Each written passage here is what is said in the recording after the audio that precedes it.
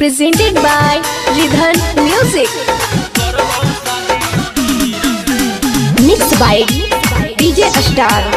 Music by DJ Vikas Sitaman.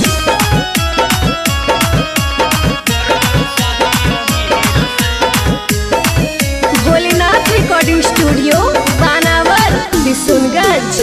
चलो है छौड़ा ता लागो है हीरो माई के तोरा चरण में गिरो। चलो है छौड़ा ता लागो है हीरो माई के तोरा चरण में गिरो। बतिया सुनै गहीर से प्यार कैलियो यार पैलियो करबो शादी हीर से।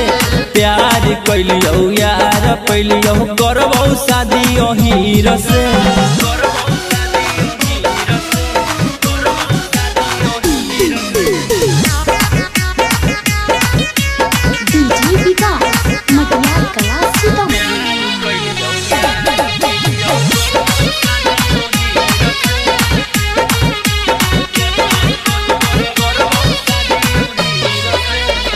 बोलो है तोरा ले छौड़ी दे देबो अपन जान गे।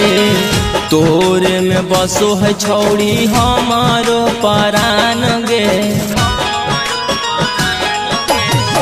बोलो है तोरा ले छौड़ी दे देबो अपन जान गे।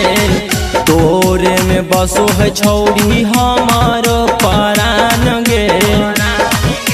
जइबो ना तोरा भीड़ से प्यार कैलियो यार पैलियो करबो शादी हीर से। प्यार कैलियो यार पैलियो करबो शादी हीर से। भोलेनाथ रिकॉर्डिंग स्टूडियो बानावर बिशुनगंज।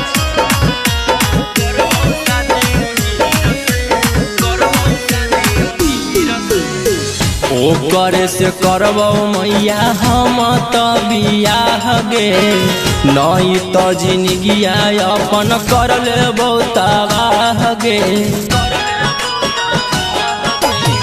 ओकरे से करबो मैया हम त बियाह गे। नहीं तो जिंदगी अपन कर लेबो तबाह गे। बतिया बोलो ही फिर से प्यार कैलियो यार पैलियो करबो शादी हीर से। प्यार कैलियो यार पैलियो करबो शादी हीर से।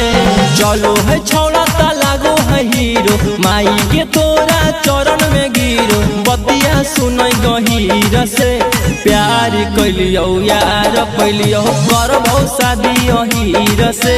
प्यार कैलियो यार पैलियो करबो शादी हीर से। भोलेनाथ रिकॉर्डिंग स्टूडियो बानावर बिशुनगंज।